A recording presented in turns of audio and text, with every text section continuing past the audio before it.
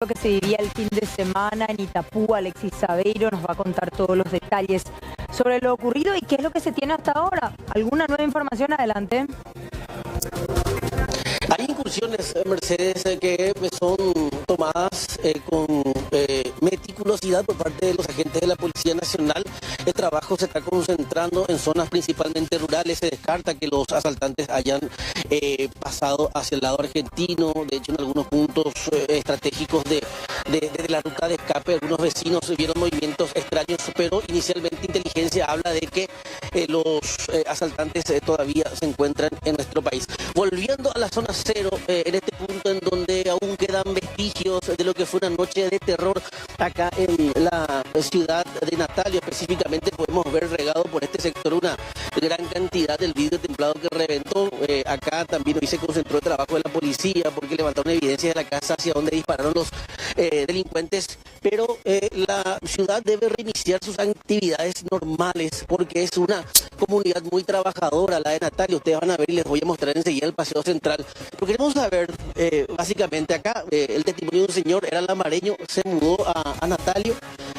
Allá era inseguridad de motochorro, pero acá por primera vez que viviste la inseguridad y el temor, me decía. Sí, efectivamente, acá la primera vez que yo siento ese tipo de inseguridad, al menos después de lo acontecido en Yapital y ahora acá que nos tocó más cerca. Muy cerca. ¿Dónde estabas esa noche? Y esa noche estaba a 4 cuadras, es donde estoy viviendo. 4 cuadras de acá, pero se sentía como a la vuelta. Fue terrible. Cuando decís que se sentía como a la vuelta, como la sensación, los disparos, la explosión. Y empezaron con los disparos. Primero pensamos que eran petardos o motos con su famoso escape libre, pero después ya se escuchó el primer explosivo fuerte y ahí ya nos dimos cuenta de que había pasado algo. Ya empezó a correr la voz y ahí sí ya nos dimos cuenta de que pasaba algo acá en el centro y específicamente el banco, que es el único que hay acá. ¿Vos cuántas explosiones escuchaste con tu familia? Tres explosiones fuertes. Tres que fueron explosivas. Después fueron así armas de grueso calibre por toda la ciudad, que no es muy grande la ciudad y se escuchaba bien, pero recorriendo por lo visto estaba. Va a ser un poco absurda mi pregunta, pero en mi caso particular nunca escuché. ¿Cómo se percibe, cómo se siente el sonido de una explosión así? ¿Qué es lo primero que te viene a la cabeza? Y no sé. ¿Es comparable? Comparable y con el famoso cebollón que suele explotar en las fiestas. Más de cerca. Pero es así, como un cebollón que vos explotás en la calle, pero esto se sintió a 4 cuadras. Se imaginan así, es una vibración fuerte. ¿Tembló tu casa? Tembló, sí. Los vidrios se escuchaban temblando. Y acá el dueño de casa donde estoy alquilando me dijo que acá removió el edificio en sí, se tembló todo. Pero ¿crees que todavía Natalio sea una ciudad para vivir? Sí, es un lugar muy tranquilo. Es comparado con lo que es Asunción, la madre Asunción de donde vengo, es muy tranquilo todavía. ¿Viajaste con el miedo? ¿Viajaste con miedo? ¿Sí? ¿Estás cerca de un banco? Sí, es peligroso, pensando en los comercios. Te quedas con ese trauma. Gracias. El testimonio de este laburador, un hombre de trabajo, y le decía yo que la ciudad debe reiniciar sus actividades normales. Estamos en pleno centro de la ciudad de Natalio y evidentemente ustedes van a notar el intenso movimiento de personas, gente que está volviendo de algún punto de actividades. Hay colegios cercanos, está la iglesia. Es una zona de mucho movimiento, una ciudad muy tranquila que lamentablemente ahora se vio azotada por este nivel de criminalidad. Señores, ¿cómo están? La ciudad de Natalio es tranquila, es linda, pero pasó esto. ¿Qué paso, papá. De paso, venimos a trabajar en el banco por el tema. Sí, señor.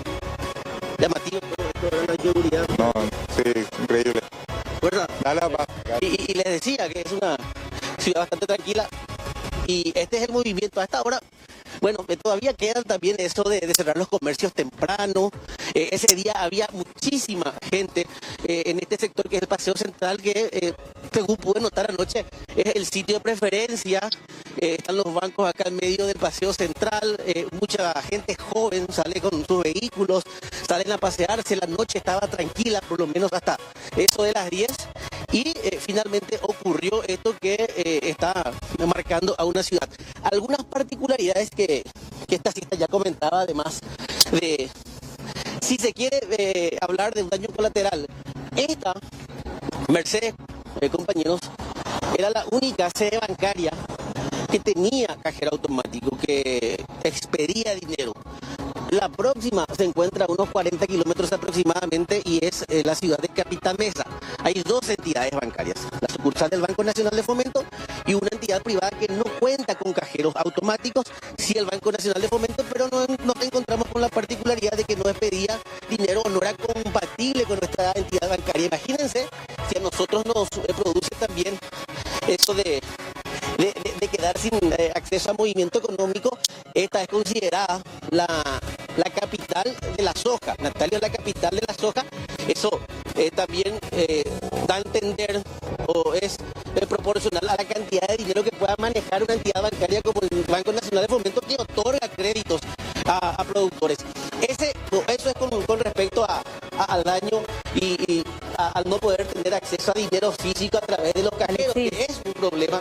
Hoy fue un problema y va a seguir siendo un problema por varios días. Mercedes. El fiscal hablaba sobre información que se manejaba en la zona de un supuesto golpe, un supuesto ataque en el departamento de Itapúa, específicamente en Natalio, y que nada se hizo al respecto. ¿Qué mayores datos se tiene sobre eso? Yo le replanteé la pregunta al mediodía y vamos a escuchar más adelante qué es lo que nos decía el fiscal Mercedes. Y es en base a lo que nos comentaba, y sí, la información que tenía la policía, y en esto fueron muy precisos, y tenemos la nota con el comisario Acosta de esta mañana, es que sí había informes de inteligencia, pero esos informes específicos, Mercedes, hablaban de que esta organización criminal pretendía atacar un carro fuerte. No se hablaba de ciudad, no se hablaba de distrito, pero sí, evidentemente, del departamento de Itapúa. No se hablaba de qué tipo de organización criminal sería. Sin embargo, la información que manejaba la policía de inteligencia y que evidentemente posteriormente lo confirma el propio fiscal, era la información de un presunto ataque, pero evidentemente el objetivo era otro. Y atención también al siguiente detalle, Mercedes, con respecto a una situación puntual, porque muchos hablaban del modo operandi, de la banda que perpetró el asalto a la zona de Yatetí y se llevó un cajero automático. Hay dos bandas criminales específicas. Están los asaltacajeros y están los que vienen directo a las bóvedas.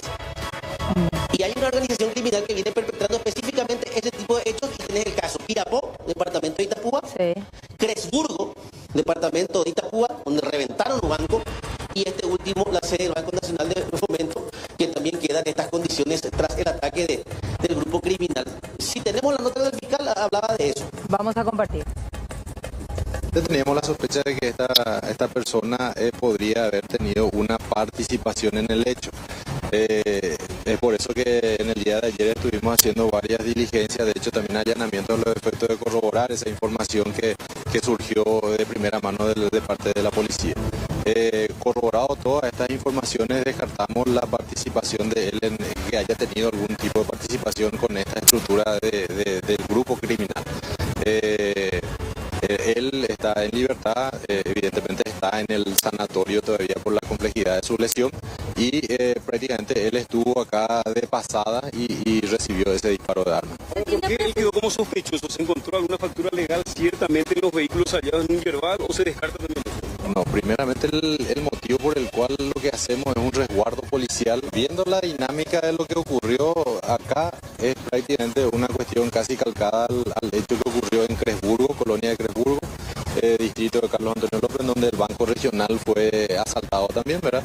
Entonces vemos que desparramaron los clavos Miguelito, la detonación, la forma en la que huyeron, los vehículos que abandonaron, los disparos que realizan, rodear la comisaría.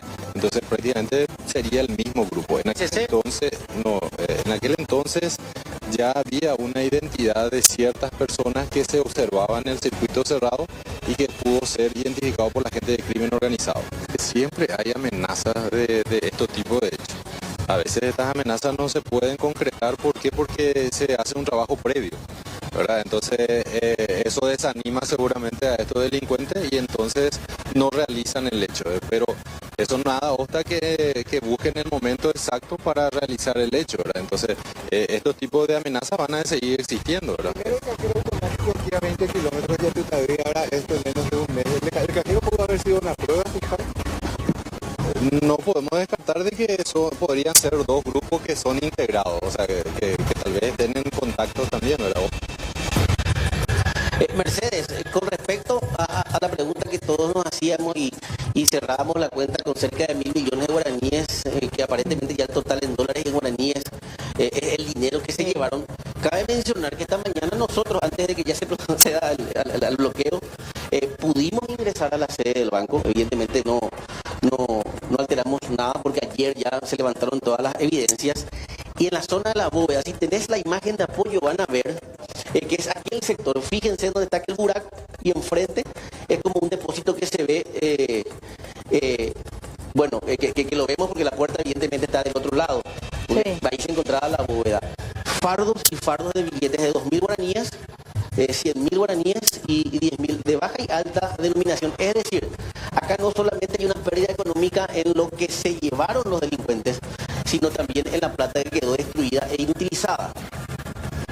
300 millones de guaraníes en guaraníes y además sí. 100.000 dólares en dólares americanos y unas monedas más así. Entonces se sumaría y se cerraría ese monto de 1.000 millones de guaraníes aproximadamente. No es demasiada plata, podemos decir, para una sucursal bancaria, porque muchas de las transacciones se hacen a través de transferencias, de cheques, de documentaciones, pero sí es un botín interesante para quienes con mucha frecuencia están perpetrando este tipo de hechos. En prácticamente la mitad del año ya son varios los hechos en donde se alzaron con mucho dinero. ¿Algo más desde ese punto? Mercedes. Sí. No, una puntualización, Mercedes. Imagínate que en otros hechos sí se llevaron sumas realmente elevadas. Y si vamos a hacer la proporcionalidad, vamos a hacer la comparación, no es directamente proporcional. Sí se llevaron plata, pero teniendo en cuenta toda la logística y el despliegue, uno puede inclusive hasta calcular que la inversión era más que lo ganado, entre comillas. Quedamos atentos, Alexis. Hasta luego.